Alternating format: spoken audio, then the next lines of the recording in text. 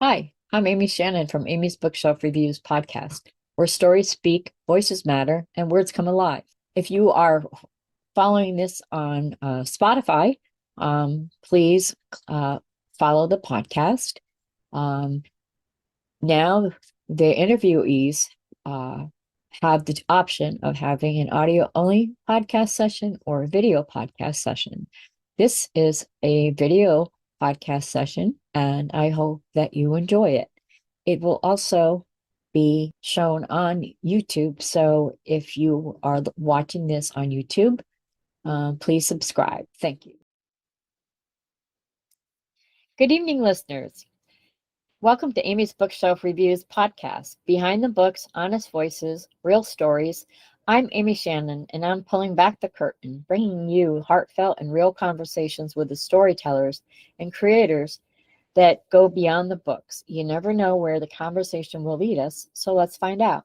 Tonight we have an author joining us. Would you please introduce yourself and let people know how to contact you? Hello, this is Kevin G. Chapman talking to you from Central New Jersey. You can contact me via my website, which should be pretty easy to remember. It's kevingchapman.com. Remember the G. There is actually another author out there in the world named Kevin Chapman, so I have to make sure I distinguish myself. So kevingchapman.com, you'll find me. Great. And that website and the links to your Amazon page for your books will be in the description of this episode. Beautiful. So you have a new book coming out, or part of it has come out. So Treacherous Hack. Why don't you start with that and kind of give them a little overview of Mike Stoneman? Sure, love to. Treacherous Hack is the seventh book in the Mike Stoneman series, which started now back in 2018. Wow. So this is now number seven in the series. And Mike Stoneman, the protagonist in all the stories, is a New York City homicide detective. In the very first book, back when Righteous Assassin, Mike was paired with a new partner, Jason Dixon, who is much younger and has a much different background from Mike. So the two of them have struggled to some extent to form a real partnership, and that has happened over the course of the first six books and now into book number seven. But it's about their relationship. It's about their relationship with their significant others and with their fellow cops. And then each book is an individual story about an investigation and it's a murder mystery, so there's usually a murder. Well, that was what would make it. Yeah, I would say. Most of the time, homicide detectives tend to deal with murders, and so in Treacherous Hack, they have been asked to investigate what is a triple homicide. In the very beginning of the book, the reader sees what happens. There is a shop owner named Lou Palazzo. He is visited by three people, one of whom he knows from his former associations with an organized crime family in New York City, and two unknown to him Chinese nationals. And they want something from Lou. The reader doesn't know what exactly it is. Lou is not interested in giving it up, and when the Chinese agents pull their guns, Lou pulls his own shotgun from behind his counter, and at the end of the scene, the two Chinese men are dead, and so is Lou. And one other gentleman who we don't yet really know after chapter one walks away, and the question is, what the heck just happened? What was it that these guys were after? And how is this all going to play out in the lives of Mike and Jason and Rachel and Michelle? So that's your setup. You've got a triple homicide, and the rest of the story is all about what was it that they were looking for. And from the title Treacherous Hack, what they were looking for is a file of hacked data. that turns out to be in the possession of, or was in the possession of, two college students at New York University who came into possession of this hacked file through a set of circumstances, and everyone's looking for this file. So it's a bit of a treasure hunt, trying to figure out what happened to the file, what did Lou do with it. The boys have some clues as to its potential whereabouts. The mobsters are trying to follow the boys and trying to find this file, which is very valuable. And the police are trying to figure out how to solve the mystery and the murders without really understanding what the heck it was that these Chinese guys were looking for, although it's clear they were looking for something. So Right. it's a very intricate murder mystery, but also a mystery about what happened to the file that culminates ultimately in, well, I won't spoil what happens at the end, but it's a lot of interesting relationships. The one of the things about this book is everyone is hiding something. Every witness, every character in the story has information that they are not sharing with other people, including the cops. And so deception and withholding the truth is a central theme in what causes the events to unfold the way that they unfold. Some of them are personal, some of them are connected to the hack and connected to the investigation. But what a tangled web we weave. It's an old trope, but Yep. it's certainly at work in this story. That is, yeah. I mean, I've read it, so I really enjoyed it. I listened to the audiobook, so it's yeah, definitely. It does not disappoint. That is for sure. So, this is your seventh book writing about Mike and Jason, and I got that name right? Yep, Jason. Okay. Wanted to make sure. Um, Sometimes I read so much, I just wanted to make sure that it was correct. But I was wondering how, like, when you wrote your first book, what inspired the Mike Stoneman? What inspired him? Well, Mike actually came out of a short story. Back in 2012, I was deeply involved in writing the Great American Novel, which which I published in 2016. It's called A Legacy of One, and it has nothing to do with murders or mysteries or cops. It's a political drama, and I had to get that out of my system as a writer. So you have to write the Great American Novel one time. But while I was in the middle of doing that, I'm a lawyer by trade, and the Association of Lawyers in the state of New Jersey, in-house counsel lawyers, which is what I am, they had a writing competition. And they said the rules were you had to write about crime or law. And I don't really want to write about law. I do law every day at work. But I thought, oh, what if I write a story about crime? So I put together this short story, which eventually came to be known as Fool Me Twice. That short story is now available. You can get it free on my website. It's a freebie for all my potential readers. Well, I think Um, I'm gonna check that one out. it is right there on the front page of my website. You can download it for free in the audio or the ebook. Um, but I had this idea and I put together this short story, and the key character was Mike Stoneman, the homicide detective.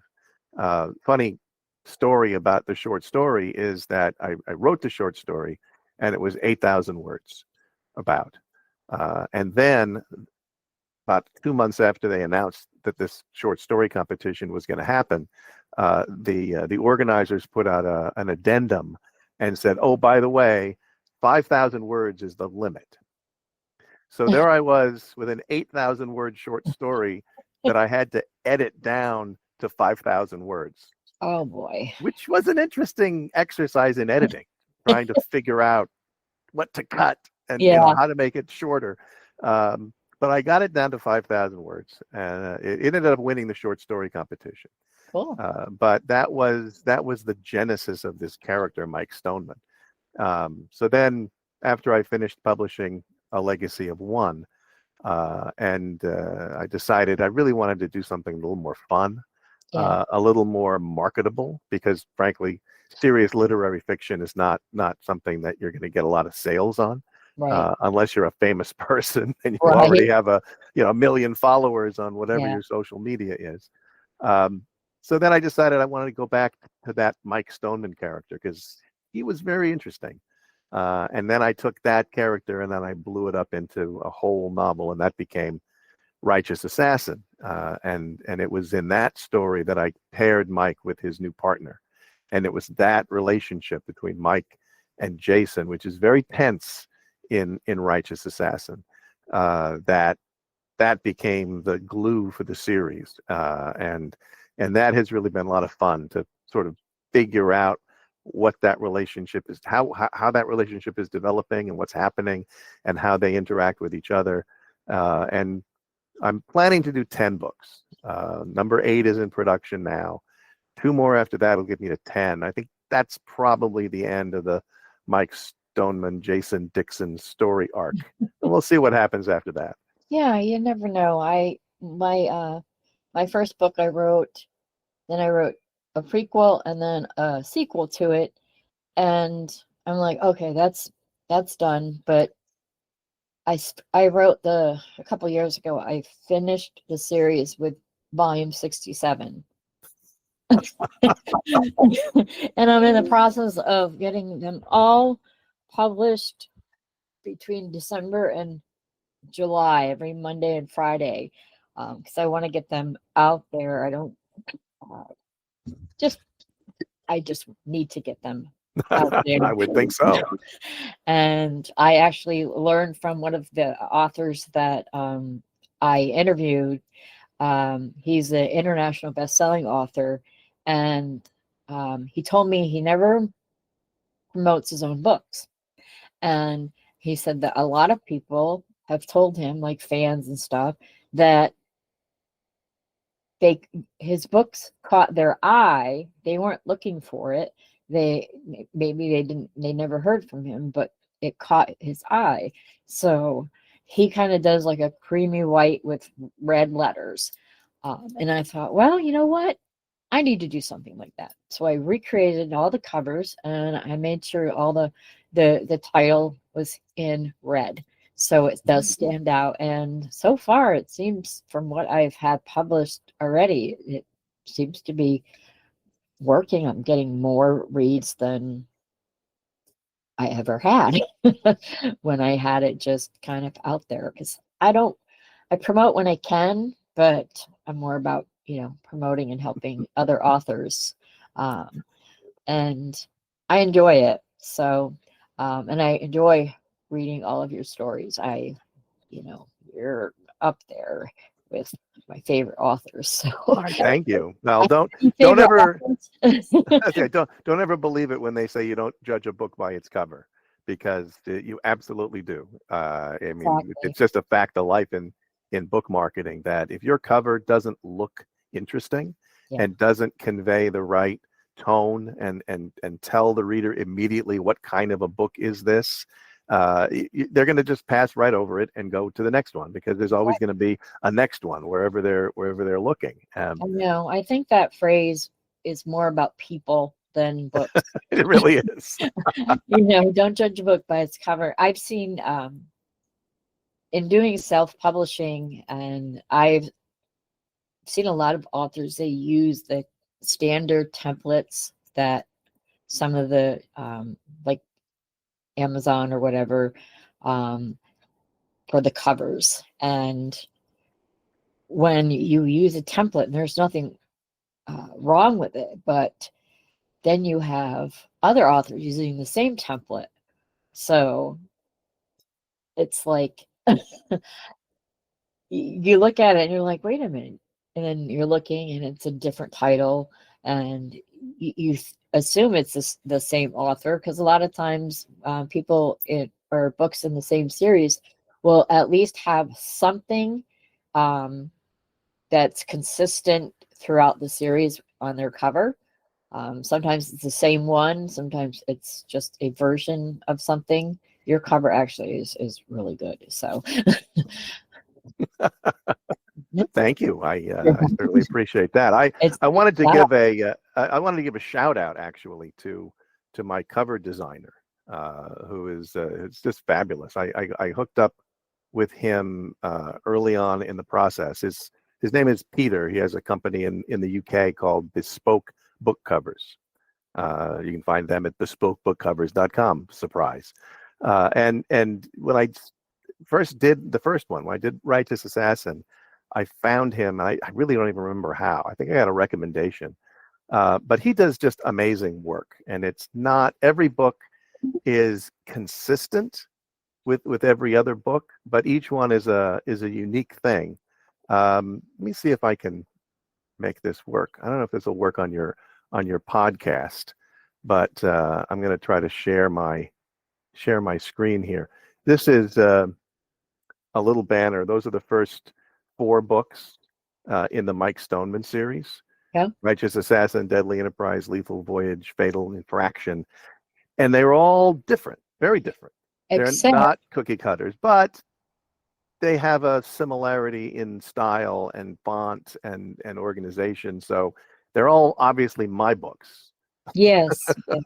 And yeah, your name stands out no matter which color it is. Yeah, And and yeah, then if you look the at next, the text, you could see well, it looks like cracks or lines or something, but that yeah, there's like texture to it. Yeah, yeah, it's a lot of fun working with him. He and I have gone back and forth for every book cover. There are 6 or 7 iterations of the cover design. We start off with one thing, we end up with something very different. But he works with me through draft after draft after draft until we get it right. that's good. He's just terrific, and that really makes a big difference in having a series now, not just the series in the Mike Stoneman, but the other books that are not part of the Mike Stoneman series. When I go to a book fair or whatever, and I have all my books out on display, you can really tell they're all mine, Yeah, but they're all a little different. yeah. And I think that really helps sort of brand me. And they look great when they're on the shelves in the bookstores too. Oh, yeah. I I know, get a huge kick out of seeing my books on the shelves in the bookstore. and that's something too that some authors don't think about is, this the spine of, just standing out, the color or whatever the color of the text is, and make sure it stands out because if it's on a bookshelf, most of the time it's the spine out. I mean, Hmm. I do know like some bookstores they have where it's kind of like the front cover is displayed, um, but really it's like you're looking at the spine, and when something, it's like looking over. Uh, you have all these books with they have a black spine, but then you find one that has a red spine. Which one are you going to pick? Something that stands out and it's like catches your attention. So, and your covers definitely, it's like, when I see it, I'm like, huh, yeah, that's his. Whether it had your name on it or not, you just kind of know. And I think that's something that's very important. And like I said, a lot of people don't think about that of, how it looks. And if you were writing, like, say, for a children's book, you want some bright, vivid colors that attract the children. So Yep. it's just, whatever your genre is. And sometimes it can be too dark, sometimes it's too light. So it's finding that. And also taking your story and putting it in a picture on your cover. And I love that the cover was awesome. So when I created the graphic, I was like, okay, what do I got to do here?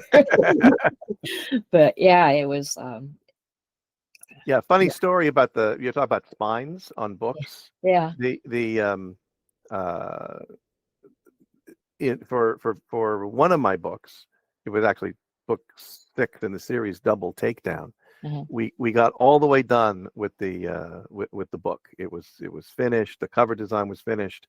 I was actually printing the early reviewer copies Yeah. of the book, and I got the early reviewer copies, and I put them out on the bookshelf. And my wife walked downstairs and saw the books on the bookshelf, and she said, "Why is the title misspelled?" Ah, I said, "What are you talking about?" So I looked at it, and yeah, somehow in the process of the printing, the I the remember that. the cover image. I mean, the cover image was perfect. The Yeah. back cover was perfect. Everything was fine, except that on the spine, the word "take" was spelled Taek, or Yes. instead of I Cake. And and I didn't notice it. The cover designer didn't notice it. Somehow it just kind of slipped through the cracks. Of course, I obviously my remember cover that. designer fixed it. Yeah, I remember that. And I told you that it was misspelled, and you're like, I know, and it's getting fixed. Matter of fact, I think you have one of those. Like, Yeah. there's only about a dozen copies in the world that had the typo on the spine. I think you own one of them. Yes, I do. That's what it was because I didn't honestly I didn't notice it until I was alphabetizing my bookshelf. And I'm like, wait a minute. And then I told you, and you're like, yeah, I know, it's getting fixed. But yes, It's now a collector's item, I yeah, think. exactly. This is just very But here's the cover for the new one, Treacherous Hack, which Peter did an amazing job with, and it gives you, I think, exactly the right tone. It's a winter scene, and the book takes place in the winter in New York. It's got the oops, the body on the ground in the alley. Um, uh, Spoiler alert, it's actually not an alley in the book, it's an intersection, but it mhm. was just impossible to get an intersection on the cover in a way that made any sense, Yeah. and so we defaulted to an alley, and there is an alley in the story. It's just not where Yeah. this particular And murder takes place, and it's just fine. yeah, New York is full of alleys. Full of alleys, and he stuck into the cover the little red video game controller hanging out of the dumpster, which is the same color as the font of my name, I like which you don't even recognize. You don't really see it. You don't realize that it's there. And then actually, so you just pointed it out. and then on the walls of the building, you've got all this code, all these ones and zeros, Yeah, I like that. which is the digital representation of a He's using, file. yeah, and he's using various colors of blue, and I like that because that kind of stands out. Like the victim's shirt, is a lighter blue, but Hmm. when you look at it, but now I keep staring at the little game controller body, because he has a very light shirt and dark pants. That kind of stands out as well. Yeah, and we've got the little birds flying in the distance, the hawks That's again, right. which is a trope. Somehow in the book there are references to falcons, and so all of that kind of came together, and he just did an amazing job. I love him so much. I can't recommend him highly enough. Oh, that is really good. And yeah, it's one of those things. Yeah, you see that on the bookshelf, and you're going to be like, "Oh, what's this about?" And Uh, that's all you want. You just want to say, let's look at this a little further. And of course, if you're scrolling online and you see an ad and oh, this is one I want to click on and get a little bit more information about. yeah, And then you get to the blurb, right? And so yeah, now, okay, now you got to have a blurb that draws in a potential audience and gets them to think about, oh, maybe I want even more information about this book. So yeah, it's great. and not do. I've read blurbs and book descriptions that basically map out the entire storyline. It's like, why do I have to read the book? I already know what's going to happen. It's not like I'm an agent or a publisher where you have to do a full book synopsis and tell you everything from start to finish. It's, I want to see if I want to read this book. I mean, I get now I don't, if any requests, I don't read the descriptions, and I don't read reviews if they've already had them. A lot of times I'm the first and only reviewer, but that kind of makes me sad, especially when it's not a release day. A release day I can understand. Um, but it's, I look at that stuff after I finish. And then I'm like, huh, read the book first, and then if it turns into a movie, then I'll watch the movie, because I like watching movies that are based off of books. Um, and they're not always similar, because it's an adaptation or Yeah, whatever. it has to be. Sometimes the movies are better, sometimes they're not, but that's Yeah, okay. exactly. This particular book, Treacherous Hack, was tough to try to figure out a blurb because there are so many different storylines going on. You've got the point of view of the two college students, you've got the point of view of the detectives, you've got the point of view of the mobsters who are chasing the file, and you've also got the point of view of Jason's wife, Rachel, who is a budding journalist for a cable news outlet, and she's investigating the story from a journalist's point of view. So you got four different things all going on at the same time, but you can't put all of that into a blurb. It's just too Yeah, much. yeah, you want So it you have to simple. figure out. Yeah, what to put in and what to put out. Ask a question, that's always a good way for people to be like, oh, I want to know the answer to that question. Exactly. You just got to get people interested. And I And love once they the read you, they're gonna keep it. They're gonna keep reading you. So that's the hope, right? I mean, yeah, you can read any of my Mike Stoneman books, and obviously the ones who aren't the ones of my books that are not part of the series. You can read them in any order. You can pick one up, and it's a completely standalone story. You don't need to have any prior knowledge of what happened in the earlier books in order to enjoy the next one. But I'm hoping that somebody who picks up Treacherous Hack and that's their first Mike Stoneman read will immediately say, let me go back and see what happened in the earlier stories. that's the one thing that I try to recommend to readers, that if it's a series, and even if the stories are standalone, um, read it from the beginning to the end. That's what I do. I do that when I was writing fiction. Now I'm more nonfiction and children's books. I switched over. I went to the other side. But it's not a dark side, it's just the other side. But I would, before writing a sequel, I would read all the books that came before it, so that I was on the same page. One time I had forgotten something. I had forgotten that this couple they were talking about having a child. And then I remembered, oh, they did have a child. So, and I was already like halfway through the book, so I made it so that their first child had passed away as an infant, and their discussion was more about having another child, instead of just that. Because I was like, oh man, I forgot that. And I have spreadsheets with everything, all my stories, who's in it. I keep track of characters and all that stuff.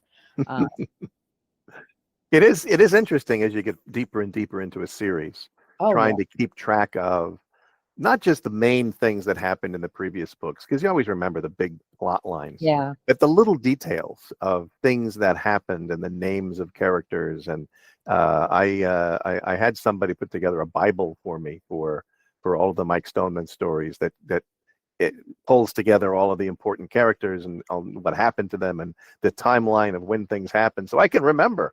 yeah, Because one of the things about writing the books is that there's so much that was in my head and that was in earlier drafts that yeah, never made it into the final publication.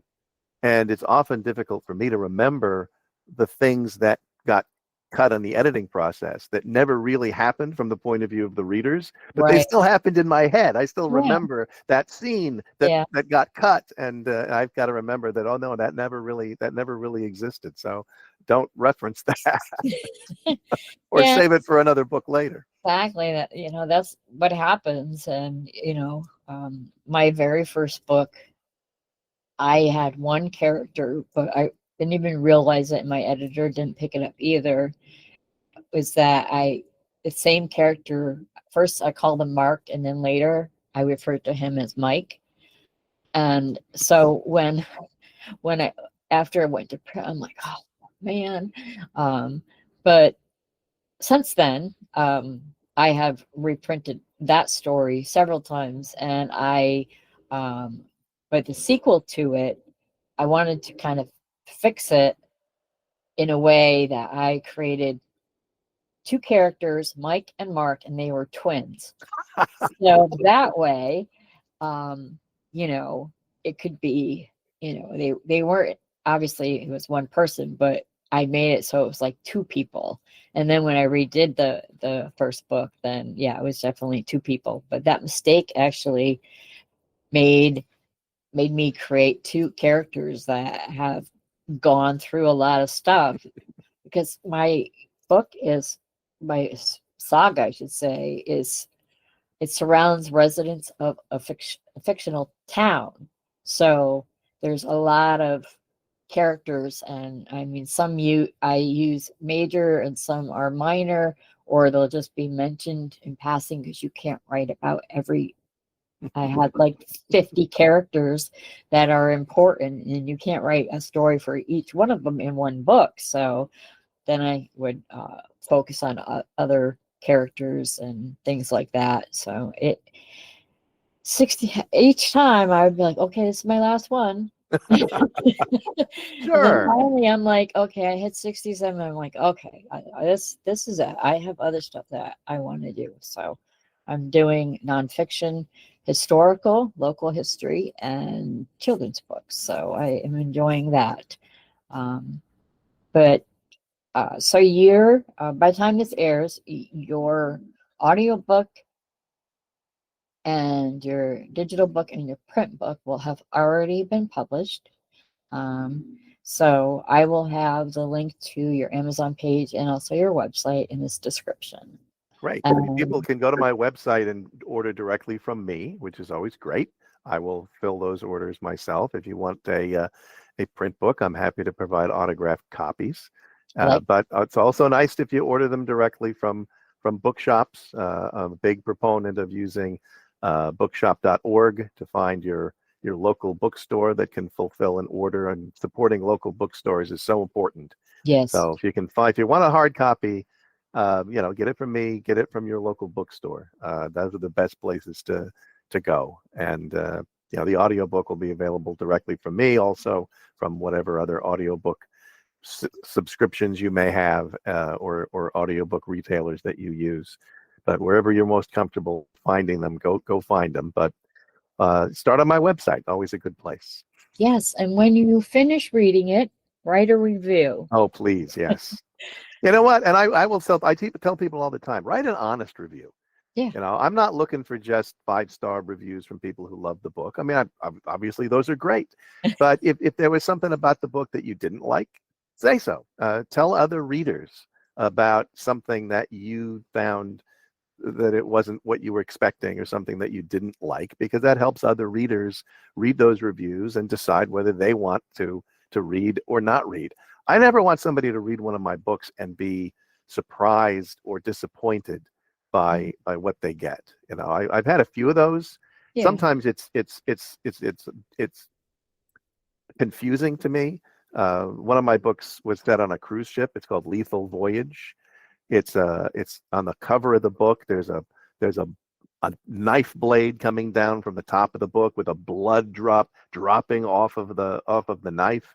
And the book blurb talks about how there's not just one but multiple murders that take place.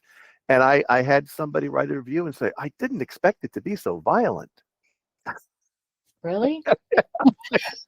I don't know what I could have done. I really don't know what else I could have done to Yeah. impart to you, the potential reader, that yeah, there's going to be some bloodshed in this story, and if that's something that offends you, please don't read my book because you're not going to like it.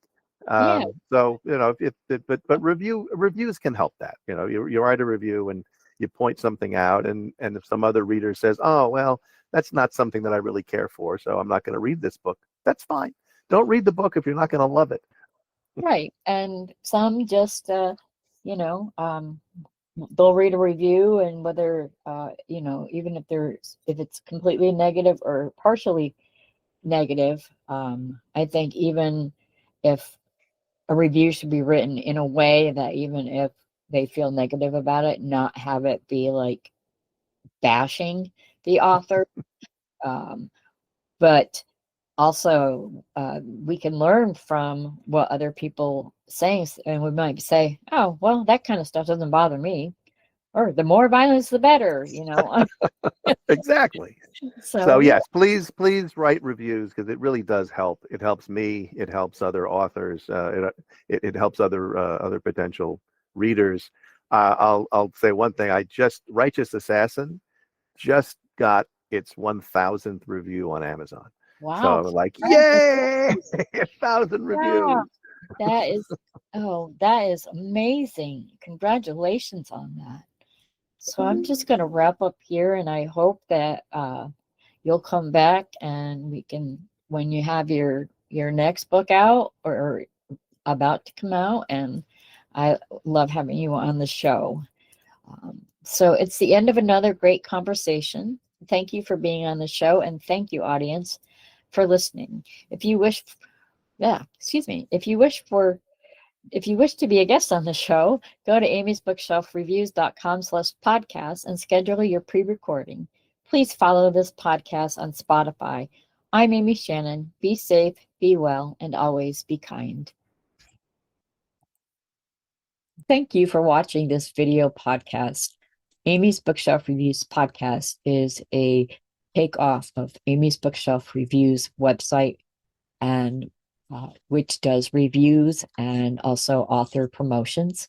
You can go to amysbookshelfreviews.com for more information. Thank you for watching, and please subscribe, follow, and keep listening. Thank you.